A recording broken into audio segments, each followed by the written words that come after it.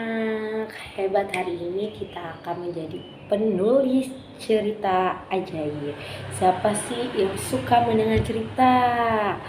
Wah, nah pernahkah anak-anak bagaimana ya kalau tokoh ceritanya itu adalah monyet? Gimana anak-anak? Gimana dan temannya itu adalah siapa? Kancil. Nah, di sini ibu akan menceritakan. Nah, anak-anak akan menyimak cerita ibu. Nah, cerita yang pertama adalah tentang monyet yang rakus. Di sebuah hutan ada seekor monyet dan temannya bernama Kancil. Ketika itu Kancil kelaparan, lapar sekali. Tetapi ada pohon pisang sehingga Kancil tidak sampai untuk mengambil pisang tersebut. Monyet datanglah dari kejauhan. "Ada apa, Kancil?"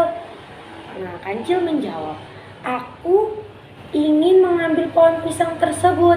Apakah kamu bisa membantuku untuk kita berdua?"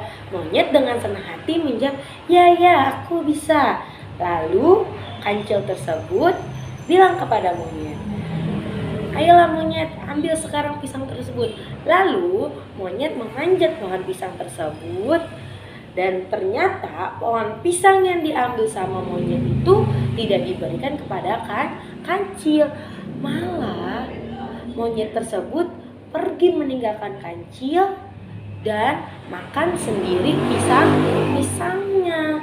Karena Kancil jadi kesal kepada monyet karena monyet itu serakah, tidak berbagi kepada Kancil. Padahal Kancil yang memberitahukan pisang tersebut. Karena keserakahan monyet, saat monyet memakan pisang tersebut di atas pohon dengan sendirinya karena rakus, akhirnya pisang yang dimakan sama monyet kulitnya dibuang sembarangan, dan akhirnya monyet yang habis dia makan, karena makannya pisangnya sembarangan, akhirnya yang kena jatuh adalah monyet. Pas monyet turun, kulit pisangnya di bawah dan monyet tidak lihat bahwa kulit pisangnya setelah terjatuh, lalu monyet terpeleset. Itulah akibat dari orang yang rakus. Anak-anak, ibu mau tanya, dari cerita tersebut, siapakah